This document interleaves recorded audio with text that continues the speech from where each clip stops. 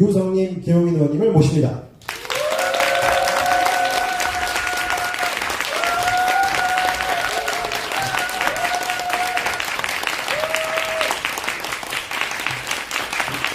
네, 한번 보세요. 일단은 두 분의 근황이 궁금합니다. 요즘 뭐에 집중하고 계시고 어떻게 지내시고 계신지 의원님부터 한번 말씀 부탁드립니다. 네, 처음부터 세게 질문 들어오신데 저는 대통령 탄핵을 준비하고 있습니다.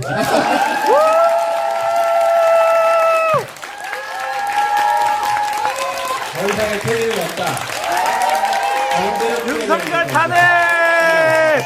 윤석열 탄핵! 김용민! 김용민! 김용민! 이렇게 막 나가시기로 하셨군요. 네.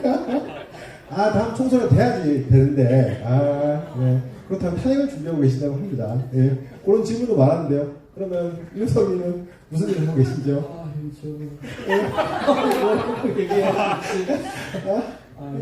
그냥 저는 아직 애들이 어려서 집에서 육아 애를 잘 돌보고 있습니다. 저희가 아까 육아 얘기도 조금 했는데 다들 이렇게 애를 키우는 입장이니까 뭐 의원님은 좀 나이가 많고 우성님은 제 애랑 거의 동갑이더라고요. 그래서 참 좋았는데 그러면 두 분의 이렇게 너무 또 이 자리가 자리니만큼 저희는 좀 참고로 오늘은 질문이 많은데 중간중간에 질문하고 싶으신 분 있으면 무조건 손을 들어주세요. 저희는 그렇게 진행을 할 거고요. 만약에 국정원이나 검찰분이 계시면은 홈 어드밴티지를 많이 해주셨으니까 오늘 페널티로 소속과 신분을 밝혀야 됩니다. 아니면 또 두 분이서 막 고소하고 할 거예요. 네. 아기가 몇 살인가요? 몇 살? 6살, 7살. 분위기 좋다.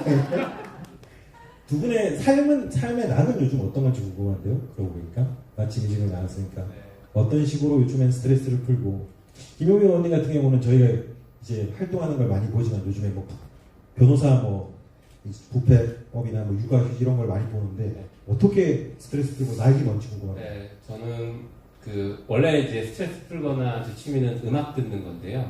요즘에는 책이 얼마큼 팔리나를 보면서 스트레스를 받기도 하고 풀리기도 하고 그러고 있습니다. 그렇군요. 그래서 좋아하겠다. 유성님은 무엇이 낙입니까? 저는 사실은 스트레스를 사실 애들한테서 스트레스 많이 받고 그렇죠. 또 애들 보면서 스트레스가 또 자동으로 풀리더라고요.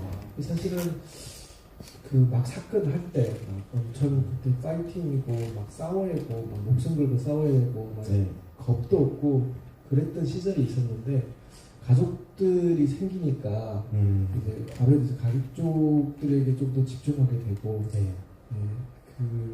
참 그냥 애들과 가면 사는 것 같아요. 이 말씀 들으니까 아까 밥 먹을 때 의원님이 엄마를 닮아서 아이가 참 예쁘다고 바로 보는 앞에서 그렇게 말씀하시더라고요. 네. 나온 김에 이제 저는 책 보면서 물론 되게 무거운 사건이지만 약간 책 행간에 약간 브로맨스 같은 것도 느꼈거든요. 두 분이 서로를 본 첫인상은 어떤지 궁금합니다. 일단 제가 먼저 말씀을 드려야 될 것 같은데요. 네. 저는 이 사건을 처음 시작한 게 아까 사진에도 잠깐 나왔지만 장경욱 변호사라고 이제 조작 사건을 워낙 많이 하셨던 변호사가 저한테 다짜고짜 전화해서 조작 사건이니까 같이 하자 이러고 아무런 설명도 없고. 그래서 저는 이 사건이 조작인지 뭔지도 모르겠는데 일단 여동생이 오빠가 간첩이라고 하니까 그 말에 저는 일단 더 믿었거든요. 그래서 간첩을 만나러 간다 생각하고 간첩이라고 생각하고 만났어요, 저는. 근데 만나니까 행색도 그때 이제 살도 많이, 지금과 달리 살도 굉장히 많이 빠져 있었고, 되게 초라해 보이고, 간첩의 외모는 아닌데? 이런 생각이 들기도 했고. 근데 자기의 억울함을 정말 열심히 진지하게 얘기하는 것을 보면서 뭐가 좀 이상한가? 이상할 수도 있겠다 이렇게 좀 생각이 들면서 정신력이 되게 강한 사람이다라는 인상을 받았어요. 국정원에서 한 열흘 정도를 혼자 버텼거든요. 열흘 정도를 혼자 변호사 없이 버티면서 넘어가지 않고 자백하지 않고 버틴 사람은 정말 드문데 그걸 버텨냈습니다. 그래서 그걸 보면서 정신력이 강하고 여동생이 진짜 허위 자백을 했을 수도 있겠다라는 생각을 만나고 나서는 하게 됐습니다. 첫인상은 초라했다. 유성님은 원천이 어떻습니까? 그 국정원 조사할 때 이제 그 의원님을 처음 만나게 됐는데 네. 사실 그 전에는 장경욱 변호사님이 오셨어요. 근데 네. 장경욱 변호사님이 처음에 왔을 때는 그 국정원에 있는 수사관들이 그 얘기하더라고요. 저보고 너 큰일 났다. 네. 대한민국에서 제일 그 막 나가는 변호사를 만났다. 사실은 우리가 여러 가지를 좀 불쌍해 보여서 네. 뭐 법원을 잘하면 국가보안법 7년인데 네. 한 3년 정도 받고 나갈 수도 있는데 저 변호사는 그 3년짜리를 7년을 만들어주고 7년짜리를 10년까지 만들어줄 수 있는 사람이다. 그 당시에는 되게 겁나겠네요. 그냥 너 완전 좋댔다 이런 식으로. 그래가지고 돌멩이 알아서 뭐 편집해주겠죠. X에서. 해주세요. 말해주세요. 네. 굉장히 놀랐어요. 저는. 네. 어떻게 저한테 막 그런 얘기를. 근데 변호사님을 처음 봤는데 네. 국정원에서 막 소리 지르고 네. 그 수사관들하고 막 싸우려고 하는 그거더라고요. 네. 저를 별로라는 것보다 그 다음에 오셨을 때 네. 그 의원님 같이 오셨어요. 네. 의원님 봤는데 의원님 그때 정말 아주 젊으셨고 그때 지금도 많이 젊고 멋있지만 그때 정말 더 멋있었어요. 네. 아주 막 빛이 났고요. 네. 빛이 좀 약간 달랐어요. 아까 조금 초라하다 그래요. 아니 물론 저는 그때 조사를 혼자 받고 있었으니까. 그래서 사실 그때 그 의원님 처음 봤을 때 내 사건 변호사라니까 저로서는 굉장히 신심이 많이 생기고 위안이 많이 됐어요. 네. 변호사님이 다른 젊고 정말 그 변호사님 저 의원님 지금도 그렇지만 눈빛이 정말 그때는 너무 살아있었고 네. 그 국정원 수사관들이 대하는 태도나 이런 걸 봤을 때 네. 저로서는 처음 봤지만 믿음이 갔고 위안이 됐어요. 그래서 어떻게 보게 되면 그 어려운 시간을 서로 소통하면서 제가 버텨낼 수 있는 원동력이 되지 않았나 네. 싶습니다. 박수 한번 주세요. 그 시간으로 돌아오면 진짜 감정이 남다를 것 같아요. 그러면은 이제 여러분의 질문들이 많이 와 있는데 저는 사회적 어드밴테이지로 제가 책 읽으면서 엄청 궁금했던 거 몇 가지만 먼저 물어보도록 하겠습니다. 책에서 의문의 선글라스맨이 나오거든요. 네. 그 의문의 선글라스맨이 뭔가 사무실에 자주 찾아오면서 뭔가 출입경 기록에 대한 아까 의원님이 PPT로 한 힌트를 주는 것 같지만 뭔가 염탐하는 것 같기도 하고 굉장히 이상한 사람이라서 의원님이 자세히는 안 적어서 이분 정체는 혹시 밝혀졌는지 혹시 뭐 그 뒤에 뭐 연락이 있는지 궁금했습니다. 그 정체가 명확하게 밝혀지진 않았는데 네. 그 뒤에도 정말 많이 찾아왔거든요. 그 뒤에 네. 네. 그리고 아마 뉴스타파에도 인터뷰까지 했을 거예요. 어떤 일부 사건에서 보면 인터뷰하는 장면이 나오는데 네. 아무튼 실제 이 사람은 그 국정원이나 검찰 등등의 정보를 제공하거나 사고팔고 하는 그런 일을 하는 사람은 맞는 것 같아요. 정보원. 네, 그런 역할을 하는 사람인 것 같고 그리고 찾아왔을 때 진짜 뜬금없었고 선글라스 끼고 있으니까 더 의심스럽잖아요. 근데 이분은 행색은 뭔가 정보랑 상관없을 것 같이 생긴 행색을 하고 오셨어요. 그냥 되게 평범한 뭐 점퍼 같은 거 입고 네. 몸도 약간 좀 통통하시고 막 날렵한 그런 이미지잖아요. 원래 통통하시고 선글라스 딱 끼고 와서 네. 말도 약간 어눌하게 하셨거든요. 그래서 이분이 과연 진짜 그런 일을 할까 싶었는데 그래서 저희도 계속 경계하고 의심하곤 했는데 결정적으로 처음에 저희한테 이제 정보를 약간 사라라는 그런 뉘앙스로 접근했다가 나중에는 국정원이 증거를 조작하고 있다, 알고 있어라 라고 이제 경고를 해주고 갔죠. 그래서 저희한테 결정적인 도움을 주기도 했습니다. 네. 그분은 결국 뭐 스파이나 그런 게 아니라 실제 도움을 주신 네. 확정이 됐군요. 네. 그리고 저희가 이 부분을 이제 법정에서 그러니까 딱 얘기를 했어요. 검사를 추궁하면서 저희가 검사들 이거 조작하는 거 알고 있지 않았냐라고 하면서 저희가 얘기를 했던 것 중에 하나가 우리한테도 찾아와서 누군가가 찾아와서 이 얘기를 했고 그 사람은 검찰이랑도 거래를 하고 있다라고 얘기하더라. 당신들도 몰랐을 수 없다라고 막 세게 얘기했더니 네. 검사가 누군지 안다라는 식으로 얘기를 하더라고요. 네. 그렇지만 우리는 그 사람이랑 그런 관계 아니다라면서 되게 막 비하하듯이 좀 약간 얘기를 했었거든요. 그래서 실제로 검찰이랑도 뭔가 일을 했던 건 맞는 것 같아요. 근데 그 뒤로도 저희가 이제 재판하고 있으면 정말 자주 찾아왔어요. 그래서 이제 주로 양승국 변호사님 사무실 찾아갔는데 그 양 변호사님이 계속 저한테 전화해서 야 이상해 저 사람 계속 와. 그렇죠. 네. 뜬금없이 중요한 사건에서 모르나요? 우리 염탐하러 온 것 같아. 그래서 형 우리 지금 굉장히 큰일 난 것처럼 검찰이 낸 증거 우리가 지금 반박 못하고 막 미치겠다 이런 좀 뉘앙스를 취하는 게 좋겠다. 연막전을 펼치자 해서 막 연기도 하고 그랬어요. 결과적으로 좋은 분이어서 다행이네요.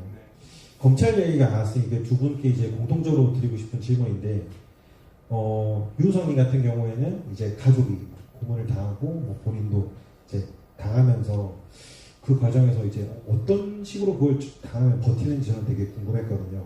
그리고 원님 같은 경우에는 이제 두 분이 다 검찰과 국정의 타겟팅에 대해서 치료하게 괴롭힘을 받잖아요. 그 순간이 우리 같은 일반 사람들이랑 전혀 상관이 없을 것 같지만 대검찰 시대를 맞아서 이렇게 압수수색을 많이 하는 세상에서 댓글 한번 잘못 썼다가 누군가에게 벌어질 일일지도 몰라서 그 일을 겪은 당사자 입장에서 멘탈적으로나 법적으로나 이걸 경험하니까 나중에 요래야겠다 노하우나 조언이 있다면 말씀 주시기 부탁드립니다. 사실 저는 그 사건을 겪어오면서 노하우라고 해야 될지 저는 그냥 진실만 믿고 갔어요. 왜냐하면 저한테 가지고 있는 가장 큰 무기가 진실이거든요. 그리고 변호사님들과의 신뢰, 그러니까 있는 그대로 다 말씀드리고 숨김없이, 그러니까 내가 그 어떤 그 옆에서 역풍이 들어오고 어떤 해유가 들어오고 어떤 협박이 들어와도 제 스스로가 흔들리지 않았어요. 그러니까 그런 제가 그 정말 여러 가지 이렇게 외부적으로 정말 그 자그마한 일들 들어온 것도 사실은 그 의원님하고 그때 상의를 제일 많이 했고요. 상의를 다 많이 했어요. 이렇게 위험해지고 있다는 것도 다 말씀드렸지만 그런 부분에서 사람이 서로에 대한 믿음이 그만큼 저희 변호인단은 저를 보태준 것 같아요. 그러니까 그 혹시 이 방송을 보고 있는 어떤 억울한 분을 일을 당하고 있는 사람이라면 정말 그걸 가공 없이, 물론 사람이 다 잘할 수는 없어요. 저도 흠집이 많은데 그 흠집 가지고 솔직하게 다 틀어놓고 진실만 따라가면 저는 정의는 꼭 승리한다고 믿고 있습니다.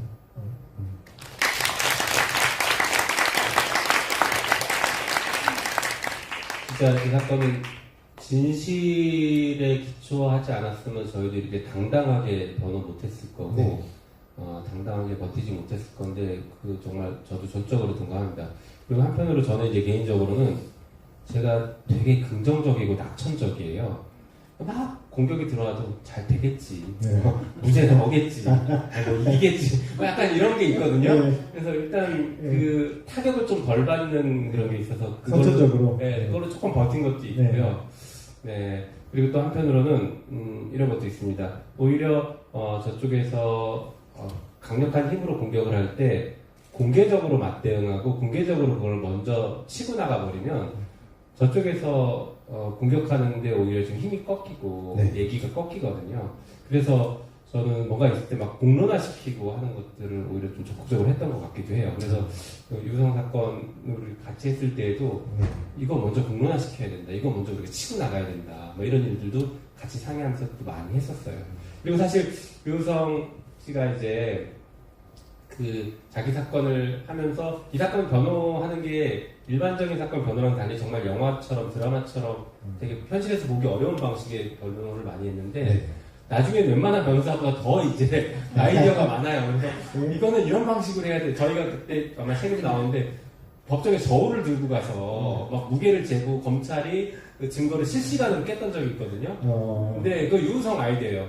이거는 저울을 들고 갑시다. 내가 저울 준비해 올게요. 그래서 저울 준비하고 뭐 노트북 준비하고 박스 준비하고 다 준비해서 가져가서 진짜 그 자리에서 실시간으로 검찰의 논리를 다 깼는데 진짜 변호사보다 더 잘 알더라고요. 정말 대단했어요. 되게 부끄러워하신다. 이제 법적 아내분도 변호사니까 법적 지식이 더 많아졌을 텐데, 그러면은 요 과정 중에서 들어보니까 뭔가 되게 당연한 거 같네요. 진실을 쫓아서 그리고 옆에 서로가 있으니까 정말 터놓고 얘기해 줄 수 있는 사람이 있으니까 그런 것 같은데 근데 이제 일반인 입장에서는 책 보다가 그 부분 있잖아요. 이제 검찰이 6억으로 이제 보복 기소를 하지 않습니까? 근데 의원님 보니까 그럴 때는 사모님이랑 별로 상의를 안 하시더라고요. 괜찮습니까? 네. 사모님 지금 괜찮으십니까? 네, 제가 네. 그 재판 이기고 나서 얘기했던 것 같습니다. 아, 재판 얘기를 못했어요. 네. 왜냐면 저희가 그때 6억 소송 지면은 집을 팔아도 부족한 상황이어서 네. 네, 이거 큰일 났다. 네, 진짜 변호 잘못하다가 네. 전 재산을 거덜나겠구나. 음. 그래서 이제 더 열이 받아서 악에 맞춰서 내 유성 사건은 반드시 무죄 만들어야 된다. 안 그러면 내 집이 날아간다. 일단 집을 걸고 제가 무죄 변론을 했습니다. 그래서 이건 사기다고 생각했는데. 다행히 그렇게 됐죠. 그동안에 실수했어요. 네. 잘못 건드렸죠. 집을 건드렸어. 네, 집을 건드려. 이 사담이긴 한데 이제 요 아까 사회 보기 전에 이제 의원님이랑 유선이랑 잡담하는데 의원님이 변호인에서 그 변호인이라는 영화에서 그 장면이 되게 인상 깊었다 그러더라고요. 사건을 맡고 이러는데 애들 잘 때 이제 그거 보면서 이제 위안을 얻고 했는데 그거 보면 저도 참 공감이 되더라고요. 그때 애들 얼굴 맨날 늦게 들어와서 잘 때 그 본 심정이 어땠을까? 네, 그 송강호 이제 노무현 대통령 역이 있죠. 그분이 잘 나가는 변호사에서 시국 사건 하면서 이제 막 이렇게 힘들어하면서 들어와서 아이들 이렇게 자는 모습을 보면서 가족한테 미안해하는 장면이 나왔거든요. 근데 제가 그 영화 보기 전에 실제로 저도 그랬어요.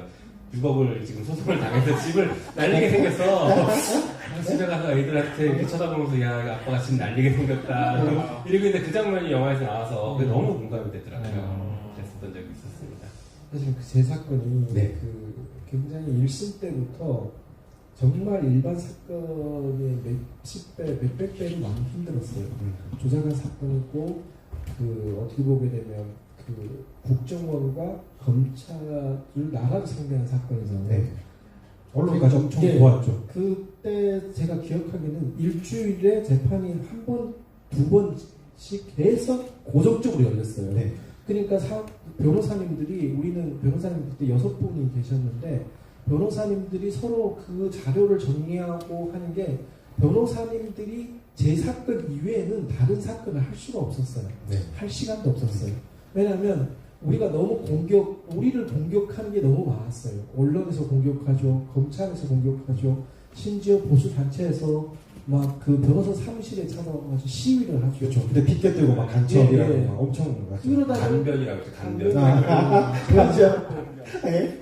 엄청 그러니까 예. 그 시간이 짧지 않잖아요. 예. 1심만 8개월, 8개월, 2심도 한 8개월, 네. 거기다가 보복 사건까지 해서 거의 3년, 네.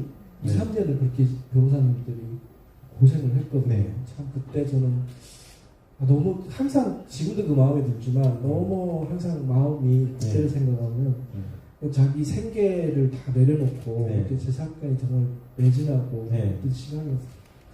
아, 지금도 생각하면 너무 미안하고 바쁘세요? 그래서 이렇게 여기 공개해도 될는지 모르겠는데 유성님이 부부싸움 할 때 김정일 변호사랑 싸우면은 내가 그때 다 해서 살려놨잖아 이러면은 할 말이 없으시다고 평생 까먹건 네.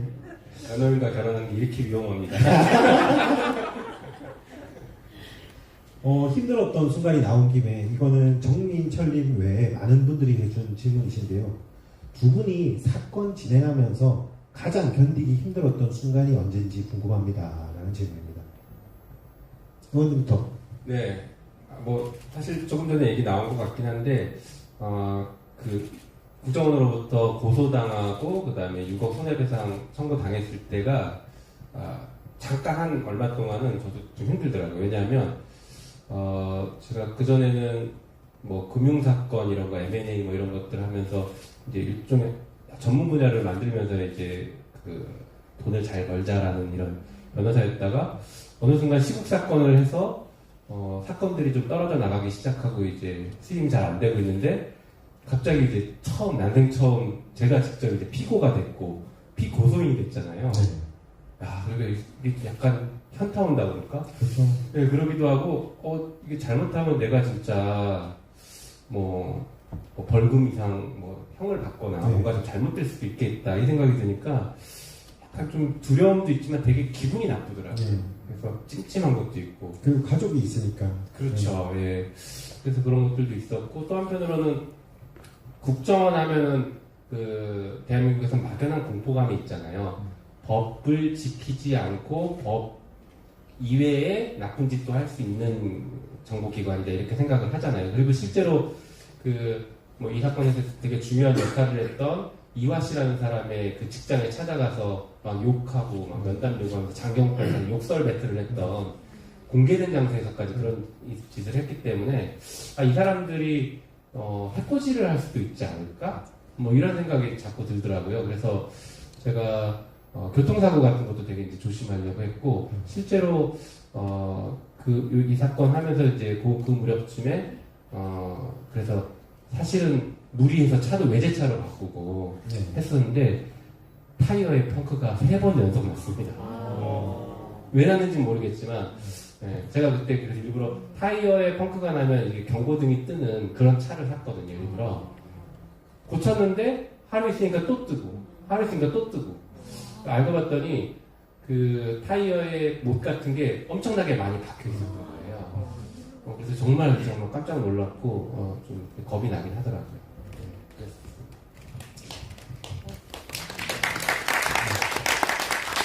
좀 무거운 얘기할게.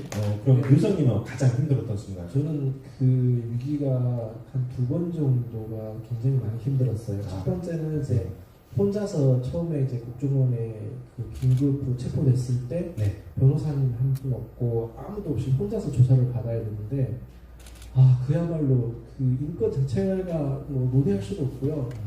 새벽부터 밤 12시 긴 시간까지 네. 그 똑같은 질문과 이런 방식으로 저에 대해서 조사를 강도가 엄청 힘들었거든요. 그러니까 전화도 못하게 하고 당연히. 전화요? 구속돼 있었는데 예. 예.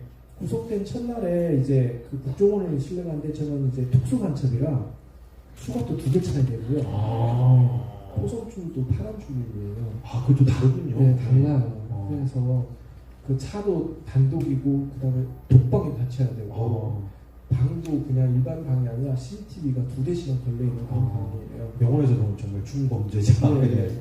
그거 플러스 그 구치소에 구속됐는데 소문이 잠깐 바로 나더라고요. 저 친구는 탈북자들 정보를 북한에 넘겨서 그 탈북자들이 가족들이 잘못됐다. 네. 아주 질 나쁜 새끼다 그러더라고요. 막 그 구치소에서는 일주일에 한 번밖에 샤워를 못해요. 한 번이나 2번밖에 못하는데 네. 막 옆에 이제 이상한 그린 사람들이 네. 결국 벽 타네요. 네. 다 간첩이니까 이제 벽을 탈 수 있지 않냐 막 소리 지르면서. 근데 그 샤워기를 이렇게 샤워하는 시간이 한 사람이 5분인가 10분인가 주어졌는데 일주일에 한 번인데. 네. 그 샤워하는 생각이 들지 않고 그 눈물이 샤워의 물에 같이 씻겨 내려가고 그냥 서서 계속 울었어요. 네. 억울하다고. 그때 제가 열흘 동안을 무슨 정신에 버틴지는 모르겠지만 열흘 만에 몸무게가 12kg가 됐습니다. 초라했다니까요. 예. 그렇군요. 맞는 말이군요. 네. 너무 많이 힘들었고 네. 더군다나 내 동생에 의해서 이제 제가 간첩이 됐잖아요. 네. 그런 것들이 이제 너무 많이 받아들이기 힘들었고 동생에 대한 걱정. 네. 그러니까 국정원에서 그런 걸 치고 들어왔어요. 그때 네. 혹시 얘기는 동생을 위해서라도 네가 오빠로서 어떻게 해야 되지 않겠냐. 이 네. 말할 때 진짜 이게 모든 게 막 다 무너져. 네. 죄송합니다. 박수 한번 주세요. 다른 건 괜찮은데 차라리 육체적으로 고문을 하고 네. 차라리 어떻게 나를 어떻게 하는 건 남자로서 모든 걸 다 버틸 수가 있어요. 네. 근데 가족을 건드리니까 굉장히 많이 힘들더라고요. 그때 제일 많이 힘들었고 나중에 시간이 어느 정도 그 재판을 막 하다가 그 항소심에 가서 1심에서 무죄가 났고 항소심에서는 더 이상 이렇게 괴롭지 않을 거라고 좀 생각을 했거든요. 네. 그런데 갑자기 저희들이 이제 조작된 증거에 언론에 이제 인터뷰를 하고 네. 이제 기자회견을 하고 그 막 대대적으로 감사합니다. 대대적으로 저희들을 막 이제 그 조작에 대해서 얘기를 하는데 어느 순간에 갑자기 언론에서 그 조작된 걸 국정원이나 검찰에서 잘못된 부분을 짚는 게 아니라 갑자기 조중동에서 유호석이라는 사람이 이상한 사람이다 하고 막 떠들기 시작했고 변호사님 사무실이나 또는 저희 집이나 또는 이렇게 막 플래카드 들고 다니면서 간변, 나쁜 변호사, 뭐 매국노 뭐 이런다고 그때 사실은 저는 막 너무 힘들었어요. 그걸 또 언론으로 엄청 많이 다뤄줬더라고요. 그 사람 말을. 막 그래가지고 저는 막 그 선글라스에 마스크를 쓰고 다녔고 네. 내가 피해자인데 네. 분명히 뭔가 잘못된 게 뚜렷하게 언론이 나왔는데도 불구하고 그때는 공포가 막 대한민국 사회가 너무 무섭다. 좋은 사람들이 있어서 내가 여기까지 버티고 여기까지 살아왔는데 그보다 너무 무서운 게 네. 사람들이 사회를 그러니까 나를 위해서 변호사님들은 돈 쓰고 시간 쓰고 자기 돈을 쓰면서 희생하며 한 사람들한테 이렇게 대접을 하니까 진짜 너무 미안함과 그런 게 너무 무너지더라고요. 네. 진짜 너무 칭찬하고 이렇게 좋은 사람은 우리 어릴 때부터 그런 얘기를 많이 들었죠. 사람은 착하게 살아야 되고 좋은 일을 많이 해야 된다. 네. 그래야 훌륭한 사람이다. 근데 내가 그때 본 사회는 그렇지 않아요. 착하고 좋은 사람이 막 사람들한테 욕을 먹고 학대를 받고 네. 그래야 되니까 결국 진실보다도 이 사람들은 그 거짓에 막 저희들이 욕하니까 많이 힘들었어요. 그냥 제 생각에 이런 조작이 밝혀지면 당연히 그래서 그때 제가 재심한 게 언론이 얼마나 이게 중요한지를 다시 한번 느끼게 됐고요. 정말 다행히 대한민국에는 제가 생각할 때는 나쁜 사람보다 그래도 좋은 사람이 더 많은 것 같아요. 정말 많은 분들로부터 위로도 받고 네. 정말 힘든 시간을 같이 버텨낼 수 있을 것 같습니다. 박수 한번 주십시오. 실제로 저희가 네. 재판을 갈 때 아까 얘기했던 그런 순간부터는 법정에서 그 법정 경위들이 나오셔가지고 네. 저희를 이렇게 보호하면서 다녔어요. 그냥 재판을 못 갔어요. 네. 네, 계속 보호하고 끝나면 또 저희를 데리고 나와주시고 그럴 정도였어요. 네. 진짜.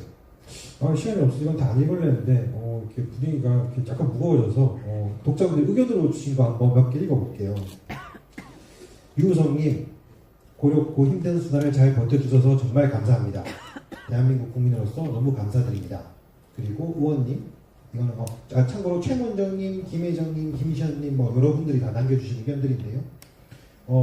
의원님께는 근 10년 전쯤 늦가기 로스쿨생이던 제가 김용민 의원님께 무작정 메일을 보내 의미 있는 변호사 역할에 대해 조언을 구했고 진심 어린 회신을 받고 감동했던 인연이 있습니다. 국회의원이 되신 이후에도 항상 응원하고 있습니다. 이런 의견들이 너무 많은데요. 하트 뿅뿅 막 그려주시고 다 읽으면 시간이 없으니까 몇 가지만 읽을게요. 그리고 김시현님이 지난해 4월에서 검찰개혁 외치면서 당원 앞에서 소리치면 너무 멋있었대요. 네.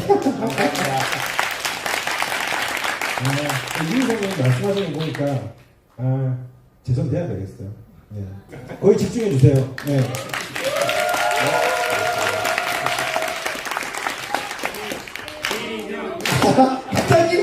갑자기?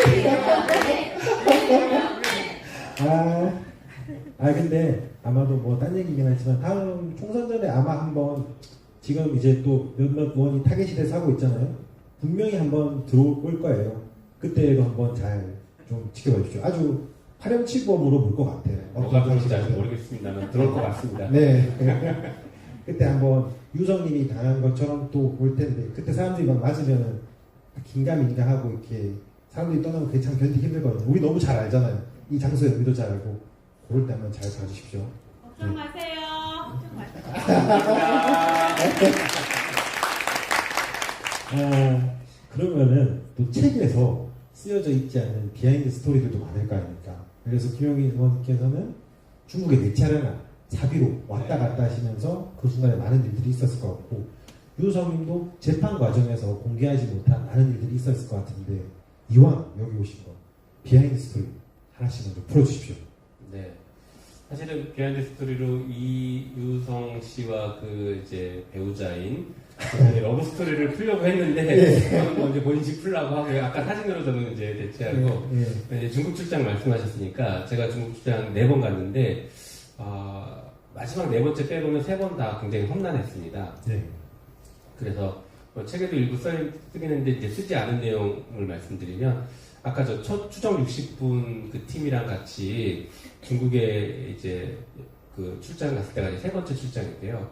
그때 저희가 이제 유가려가 얘기했던 동선들과 그 가게들 이런 데를 이제 찾아다니면서 추정 60분 팀은 촬영을 하고 다행히 공항에서 안 걸렸어요, 이분들은요.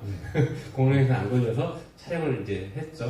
촬영을 하고 이제 저희가 다 마치고 비행기를 타고 북경으로 넘어가려고 공항에서 이제 대기하고 있는데 갑자기 이상한 사람들이 들이닥친 거예요. 저희 찾아와서 촬영한 거 다 내놔라. 제가 진짜 놀랐습니다. 왜냐면 저는 그 이전에 이미 공안한테 제 여권까지 다 주면서 안 온다, 이런 걸로 안 온다 이렇게 다 얘기를 해놨는데 공안한테 걸렸구나, 드디어. 나 이제 여기서 구속되는 거 아니냐. 대한민국에서 구속 안 되고 중국에서 구속되는 거나 막 이게 진짜 겁이 났거든요. 깜짝 놀랐고. 근데 알고 보니까 그분들은 그 촬영했던 장소에서 근무하는 분들인 것 같은데 저희 추측컨대 나중에 이제 뒤늦게 추측컨대 그분들이 뭔가 그 가게가 불법적인 가게였을 가능성이 높고 누군가가 찍으니까 그게 이상하고 혹시나 자기를 신고할까봐 오히려 찾아와서 내놔라 지워라 이렇게 난리를 피웠던 거예요. 그래서 거의 싸움까지 갈 뻔하다가 그쪽은 갑자기 막 공안을 부르겠다고 이제 당신들 이게 취재한 거라고 하니까 취재 허가 받았는데 공안 부르겠다 이런 식으로 막 이제 번진 거예요. 그래서 간신히 잘 달래고 당신들 찍지 않았다 그리고 지우겠다라고 좀 그 앞에서 지우기도 하고. 그때 잘못했으면 그것도 되게 공격당하기 좋은 소리예요. 그렇죠. 네, 근데 저는 진짜 촬영이 아니라 따라간 건데 옆에 있다가 또 갑자기 된통 당했죠. 네. 그러면서 그때 굉장히 무서웠었어요. 그리고서 이제 비행기 타고 이제 빨리 여길 떠나자. 북경으로 가면 된다 했는데 또 비행기가 연착돼서 1시간을 연기해서 안 뜬 거예요. 걱정돼요. 이 공안이 잡았나? 진짜 나도 신고한 건 아닐까?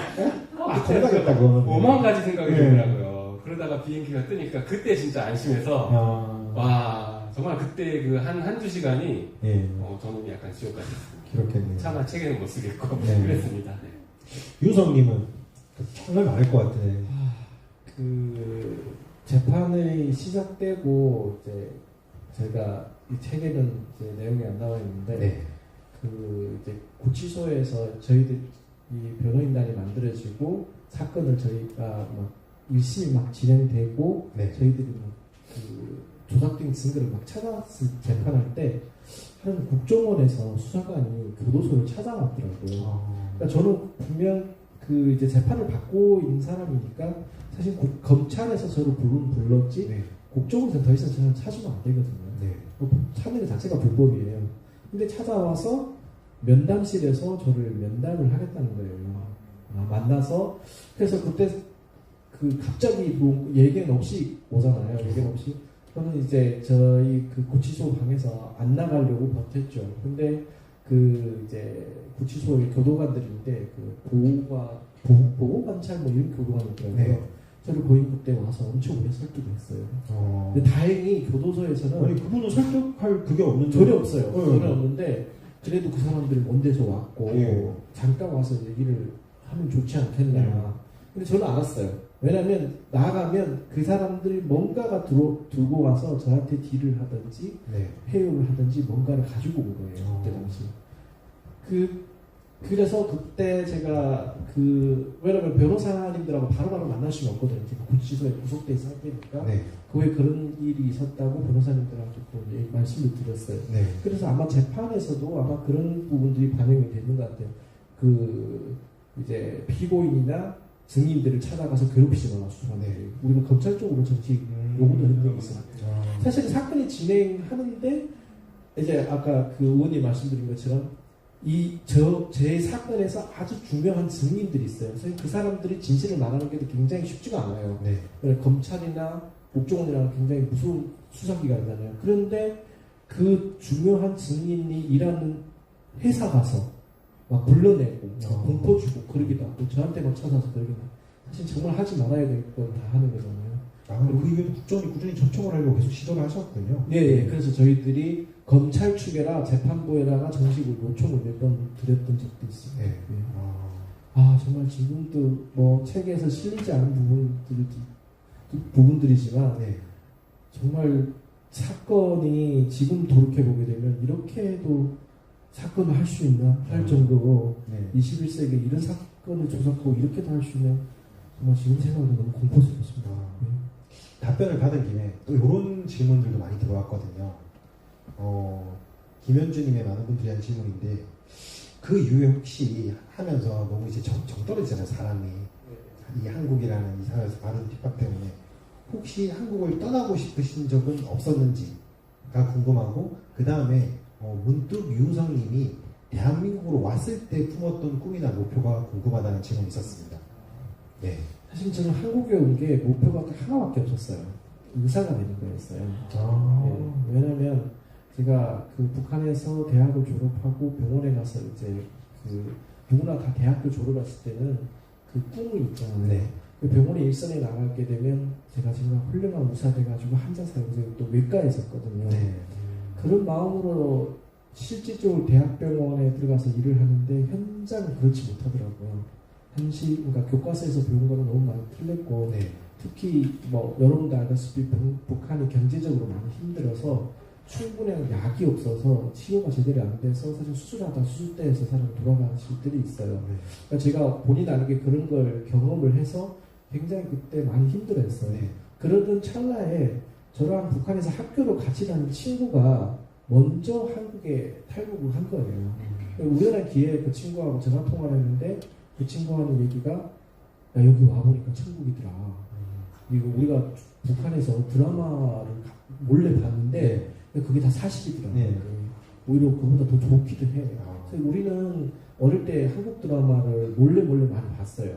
근데 항상 그런 생각이 있어요. 아 좋은 차랑 좋은 집이랑 세팅해놓고 찍었다. 아마 그랬을 거다. 그건 맞죠, 뭐. 저희가 그런 줄 사는 사람이 없잖아요. 그렇게 생각을 했는데 제가 그 친구하고 통화하면서 그러니까 저희들은 직접 못 보니까 긴가민가 맞아요. 그래서 한국이 진짜 잘 사는 나라고 특히 의사들은 약이 없어 환자를 못 살리는 법은 여기는 없을 거다. 네. 그리고 두 가지 정보를 저희한테 줬어요. 첫 번째는 너가 한국에 오게 되면 여기서 대학을 갈 수 있다. 북한에 온 탈북자도 한국에 오면 대학을 갈 수 있다는 네. 거예요. 못 가는 줄 알았는데 그리고 두 번째는 의사가 되게 되면 여기서 돈을 많이 주더라. 의사한테.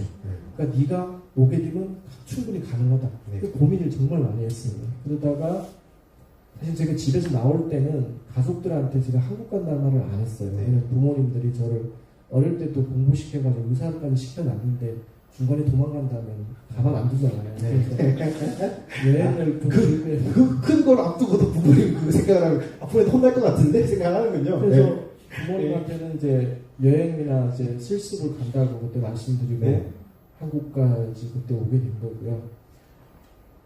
한국에 와서 저는 이제 의대를 가려고 사실은 노력을 많이 했어요. 네. 전국적으로 한 10개 대학교 넘게 시험을 받고 제가 올 때만 해도 북한 이탈 주민이 대한민국에 그렇게 많지가 않았어요. 한 1000명, 2000명밖에 안 되는 시대였고 실질적으로 북한에서 의사 출신에 내려온 사람이 3사람, 4사람밖에 없었어요. 그렇게밖에 없었고 의대 쪽으로는 길이 안 열려 있었어요. 그래서 저는 그때 수능을 보고 대학을 가야 되는데 대한민국의 우리 고3들이 대단하더라고요. 그렇죠? 도저히 저는 그분들하고 해서는 따라갈 수가 없어요. 그러니까 열심히 해봤는데 학원 갔는데 그래서 제가 그때 나이가 벌써 26, 7 정도 됐는데 그래 뵙기를 들었죠. 그래서 어쩔 수 없이 저기 대표적으로 공부 잘했던 분 계시잖아요. 그래서 사립대를 가게 되고 대학을 졸업해서 서울시 공무원으로 나는 대한민국에서 최초 북한 이탈 주민으로서 최초로 서울시 공무원으로 제가 일을 하게 됩니다. 그것도 최초군요. 네, 최초입니다. 고생 많으셨습니다. 저 한국에 떠나고 싶은 적 없으셨어요? 자버리고. 사건을 막 했을 때 두 가지 마음이 항상 저를 이제 그 좌지우지했어요. 하나는 사건이 끝나면 떠나야겠다. 너무 힘들다. 너무 공포스럽다.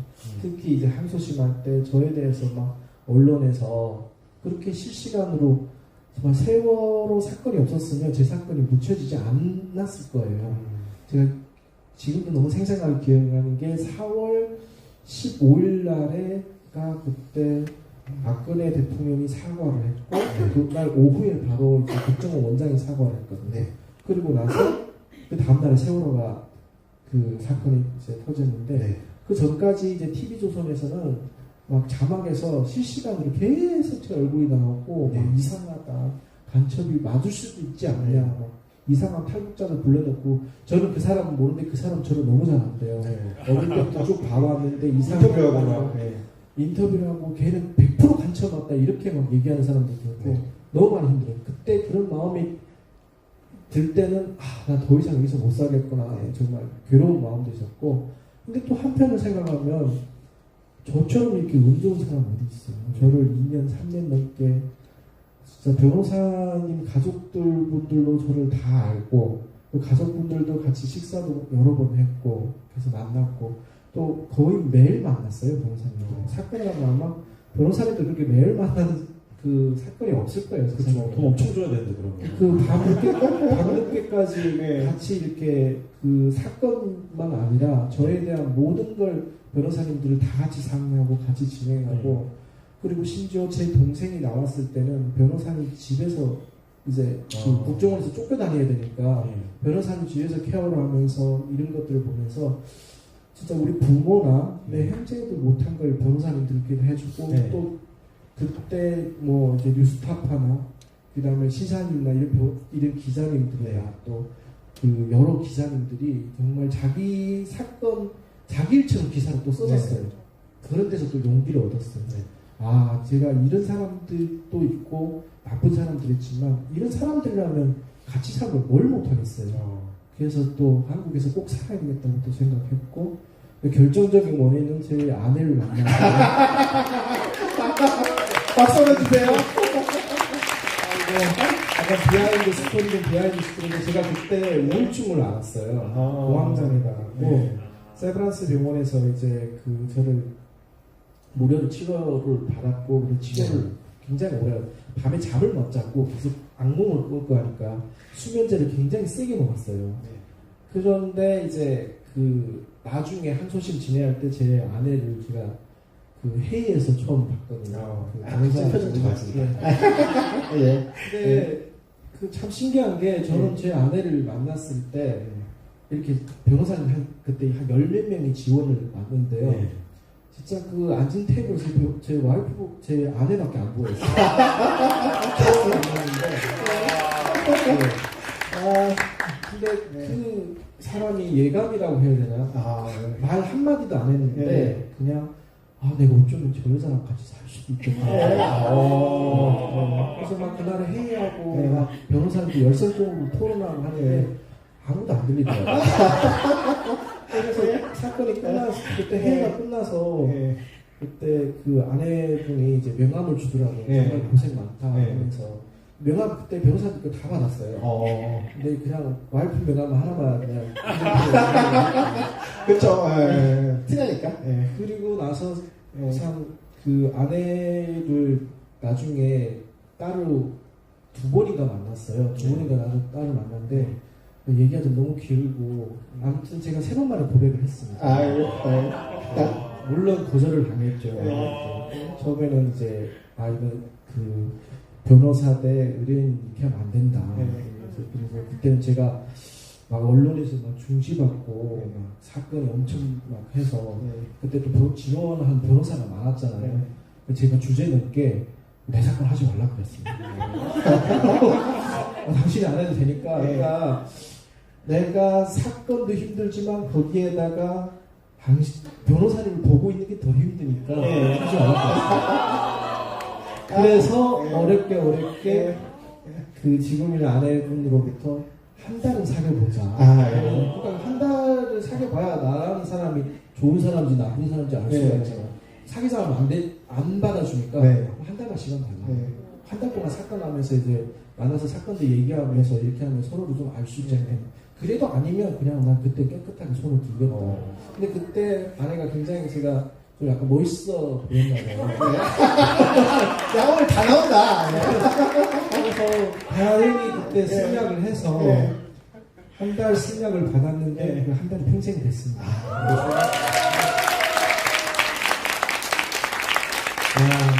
오늘 의원님이 PPT 너무 잘 만드셨어요. 그 사진 하나가 어마어마한 씨앗이 되었습니다. 그렇죠. 예.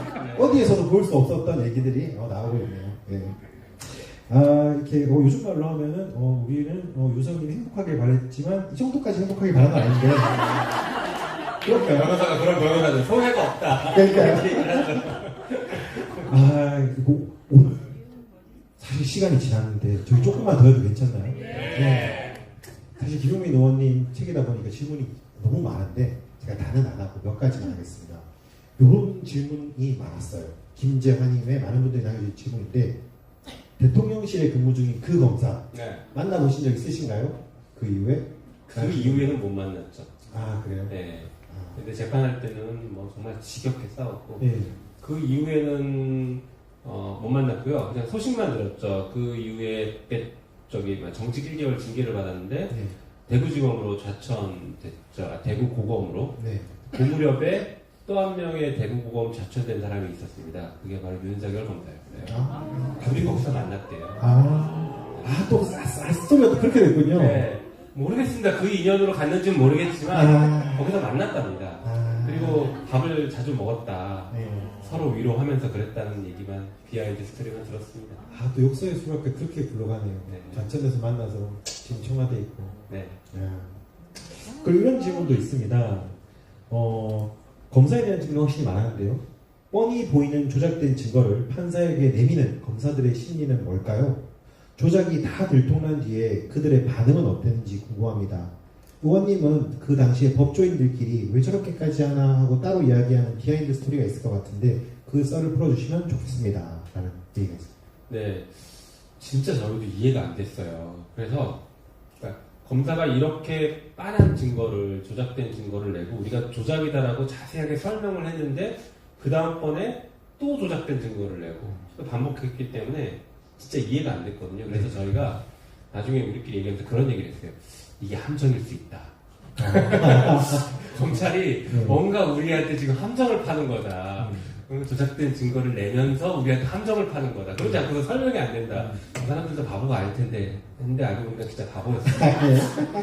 그런데 그 사람들의 자신감의 근거는 아까 말씀드린 거 처벌받지 않는다. 우리는 처벌받지 않는다. 게다가 들킬 리가 없다예요. 왜냐하면 자기들은 국가기관이기 때문에 어떻게 해도 거기다 공신력을 실을 수 있는 게 있었고 우리는 변호사니까 우리가 가져온 거에 대해서 계속 공신력을 깨는 조작된 증거를 계속 만들어냈거든요. 그러다 보니까 결국에 우리가 소진될 것이고 자기네만 남을 것이다.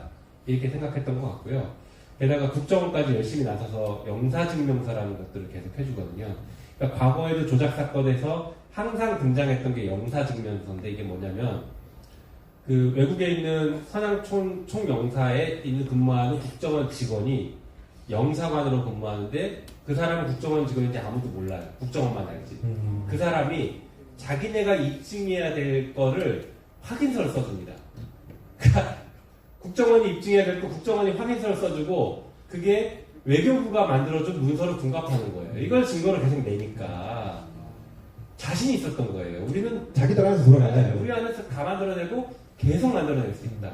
심지어 증거 조작이 그 외국 공문에 의해서 이제 중국 공문에 의해서 확인됐잖아요. 그 직전에 그 며칠 전에 그 출입경 기록을 하나 더 위조했습니다. 이게 진짜 엄청난 뒷단인데 하나 더 위조했다가 중국에서 회신이 오니까 못 냈어요. 못 낸 게 나중에 수사를 통해서 밝혀졌죠. 위조함 하나 더 들고 있었던 거예요. 그러니까 이렇게 화소금처럼 계속 조작해서 내고 그리고 우리는 걸리지 않을 것이다. 걸려도 처벌받지 않는다. 이걸로 끝까지 밀어붙였던 것 같아요. 심각했죠. 네. 이게 아무래도 이렇게 그 검찰개혁에 앞장서시고 그러니까 사실 오늘 검찰개혁에 관련된 그 의견이나 질문들이 되게 많았거든요. 제가 다는 못하고 가장 많았던 질문 하나 더 드리겠습니다. 이 질문은 송승엽님, 한성민님, 이중현님, 김미정님의 많은 분들이 비슷한 질문을 남겨주셨는데 요즘에 좀 답답하신 것 같아요. 국민들이 어디를 보고 기대해야 할지 모르겠습니다. 검찰개혁을 위해 큰 희생을 감내할 수 있는 사람이 김용민 의원님, 최강욱 의원님. 최강욱 의원님 뜬금없이 써는데 왜 잘 보이지 않는 것 같아서 참 답답합니다. 철험의 의원님들처럼 철험의 의원님들의 뜻도 여전한지 걱정되고요. 도대체 검찰에 대한 법적 처벌은 언제 가능하고 현재 사법부와 검찰의 문제는 어떻게 해결할 수 있는지 걱정입니다. 지금 의원님이 검찰개혁과 관련해서 계속 추진하는 일이 좀 궁금합니다. 이분은 위로를 좀 얻고 싶으신 것 같아요. 네네. 어떻게 하실 건지 의원님이. 예. 일단 저희가 중단됐던 검찰개혁법, 그러니까 검찰의 수사권을 완전히 박탈이라고 표현하니까 또 굉장히 싫어하겠지만 이양하는, 그래서 검찰을 정상화시키는 그런 법을 다시 지금 준비하고 있고요. 근데 그 법이 현실적으로 통과 가능성은 굉장히 낮을 것 같아요. 그리고 통과되더라도 대통령 거부권 행사에서 실현되기 어려울 수도 있을 것 같습니다. 그래도 일단은 해야 된다는 생각을 가지고 저는 계속 진행할 거고요. 또 하나는 민주당이 단독으로 할 수 있는 중요한 게 있죠. 그거는 검사 탄핵입니다. 네. 검사 탄핵은 민주당 단독으로 가능하고요. 그리고 헌재로 넘어가서 이제 또 재판을 할 건데 헌재에서도 인용될 가능성이 매우 높은 사건들이 있습니다. 조금 전에 나왔던 공소권 남용을 했던 검사는 대법원 확정 판결이 있어요. 검사가 어떤 의도를 가지고 유성을 괴롭히기 위해서 공소권을 남용했다. 이게 위법하다. 이렇게 확정 판결이 있기 때문에 이 사람은 탄핵을 안 할 수가 없습니다. 확실한 사람이 있고. 예를 들면은 라임 사건에서 술접대왔던 검사들. 네. 명백한 위법이잖아요. 이런 사람들에 대해서 빨리 탄핵하자. 네. 탄핵 다 써놨거든요. 근데 저 혼자 탄핵 발의가 안 됩니다. 네. 100명이 동의가 있어야 탄핵 발의가 되기 때문에 약간 지금 현실적인 벽에 조금 막혀 있는데 그래도 좀 뚫어내보려고 합니다. 그래서 검사 탄핵, 검사 탄핵 박수 하고 시원하게 주세요. 확실한 검사 탄핵을 하고요. 검사 탄핵을 하면 민주당에 자신감이 좀 생길 것 같습니다. 그러면 이 여세를 몰아서 한동훈 탄핵. 한동훈 탄핵도 지금 법률 위반, 헌법 위반이 명백하기 때문에 탄핵안까지 제가 다 써서 기존 원내대표한테 다 드렸거든요. 한동훈 탄핵 가능합니다. 그리고 한동훈이 탄핵이 되면 같은 탄핵 사유가 윤석열 대통령 탄핵 사유가 됩니다. 그래서 저는 단계별로 탄핵을 준비하고 있습니다.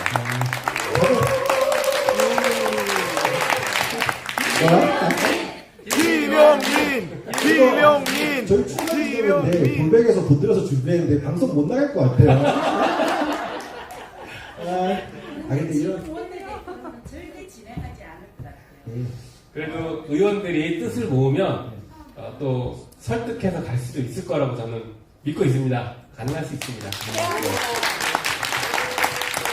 아마 여기 오신 분들이 다 비슷한 생각이실 거예요. 이 늦은 시간까지 여기 오시는. 저도 참 여기 아마 오신 분들이 되게 계실 텐데. 그 탄핵을 진행함에 있어서 당원들이나 지지자들의 서명을 먼저 받으시고 그 서명으로 의원들을 하면 좋겠어요. 그렇게 만약에 그런 걸 안을 내시면 한 10만 명 정도는 사인으로 이렇게 어떻게 할 수 있을 것 같아요. 네네. 그걸 의원들한테 들이밀어야지. 네. 지금 100명 의원 어림없을 것 같아요. 굉장히 좋은 아이디어이시고요. 그거를 자발적으로 해주셔야지 제가 해달라고 부탁을 차마 못합니다. 네, 그리고 사실은 시민사회 쪽에서도 시민단체나 뭐 예를 들면 민변, 참여연대 등등 시민사회 쪽에서도 검사 탄핵을 국회가 왜 안 하냐라는 문제 제기를 하고 있어요. 그래서 그렇게 시민사회 목소리가 아주 높아지면은 사실은 국회는 움직일 수밖에 없는 것도 맞습니다. 그래서 그렇게 움직여 주실 수 있다라고 하면 큰 힘이 될 것 같습니다. 네. 좋네요.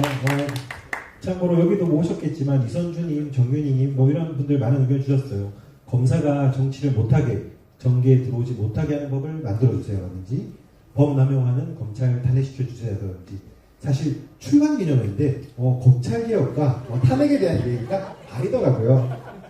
그래서 아마 이렇게 자유롭게 얘기해 주려니까 너무 보기 좋네요. 오늘 두 분이 얘기를 한 것도 너무 보기 좋았는데 저희가 이렇게 좀 더 하고 싶지만 시간이 이미 지나가 버린 관계로 딱 한 질문만 더 하고 끝내도록 하겠습니다. 두 분이 앞으로의 계획과 오늘 행사에 대한 소감 한 말씀씩 듣고 끝내도록 하겠습니다. 자, 네. 일단 이렇게 많은 관심을 가져주시고 또 응원해 주셔서 너무 감사하고 큰 힘이 됩니다. 그리고 저는 아까 말씀드린 대로 이제 의정활동은 의정활동대로 검찰개혁과 지금 윤석열 정부의 탄핵, 물러나 그래서 조기 대선을 해야 된다. 그리고 거기다 더해서 이제 헌법 개정까지 저는 가야 된다고 생각하는데 다음 총선은 헌법 개정을 위한 총선이 된다고 좀 보고 있습니다. 아무튼 이런 것들을 의정활동은 의정활동대로 쉬지 않고 나갈 것이고요.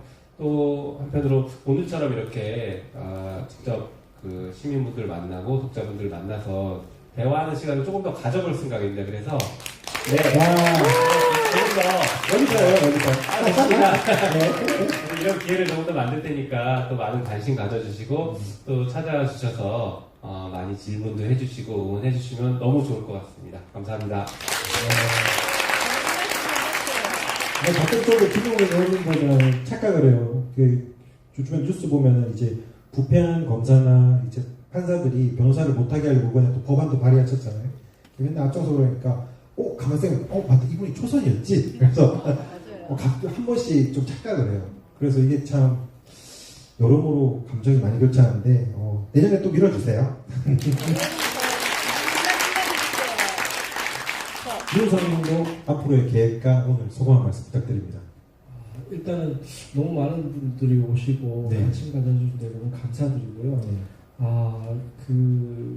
의원님께서 쓴 책을 더 많은 분들이 좀 읽고 같이 이런 것들을 좀 공감하고 검찰이 얼마나 이런 나쁜 짓을 하는지 사실 많은 분들이 몰라요. 네. 그리고 언론에서는 그런 부분에 대해서 아주 짧게 나와 있다 보니까 모르는 사람이 더 많거든요. 네. 그래서 정말 저도 이제 많은 홍보를 하겠지만 네. 오신 분들이 주변에서 그냥 한 10분, 20분씩만 퍼뜨려도 그게 정말 너무 큰 힘이 될 것 같고요. 그리고 제가 뭐 검찰 교육에 큰 힘이 될지는 모르겠지만 그 김용민 의원께서 하고자 하는 일에 항상 발걸음을 같이 하고 작은 만큼의 힘을 보태겠습니다. 네, 감사합니다.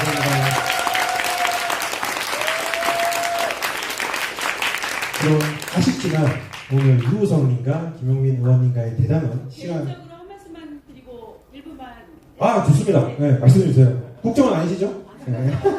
아줌마 수사관 아니. 네, 진짜 평범한 시민이고요. 네. 네, 제가 개인적으로 우리 저희 김용민 의원님이 17, 8년 전에 노무현 대통령님 모습을 왠지 뵈는 것 같아서 웹자보에 이 있습니다라는 그 노무현 대통령 모습과 김용민 의원 모습을 갖다 몇 군데 돌린 적이 있어요. 네.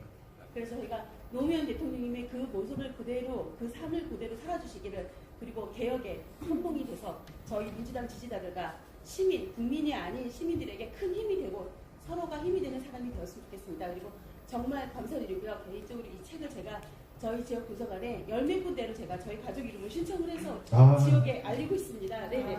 그래서 많은 사람들이 읽어야 될 것 같아서 여기 오신 분들이 각 지역에 살고 있는 도서관에 희망 도서라는 걸 신청을 해갖고 비치해서 까면은 많은 사람들이 더 읽었으면 좋겠습니다. 지금 검찰보다 더 중요한 건 언론이 지금 문제잖아요. 네. 그래서 그런 것 때문에 꼭 필요하다고 생각이 들어서 여기 계신 분들한테 부탁드리고 싶어서 일어났고요. 우리 유우성 선생님께서는 저희 허재영 기자방에서 유우성 몰로 만들어갖고 저희가 많이 응원하고 있습니다. 그래서 유우성 몰이라고 있어요. 거기에 맛있는 것들이 많이 있습니다. 사셔서 우리 유우성 선생님한테도 큰 힘이 되었으면 좋겠습니다. 감사합니다. 아이고, 감사드립니다. 이렇게 참. 네, 저도 한 말씀만. 예, 말씀해주세요. 네, 김용민 의원님은 항상 저희 당원들 편인 것 같아서 저희가 큰 힘이 되고 있거든요. 그런데 그렇지 않은 분들이 참 많아요. 답답하죠. 네, 답답해요. 근데 일단 저는 생각하는 게 왜 우리 민주당원들이 지금 거의 200만 가까이 되는 걸로 알고 있거든요. 저희 민주당 의원들만 잘 하시면 대통령 되는 거 안 힘들거든요. 200 곱하기 뒤에 한 4-4명은 같이 있어요. 그러면 전체 투표의 한 3분의 1은 그냥 민주당에서 나오거든요. 네.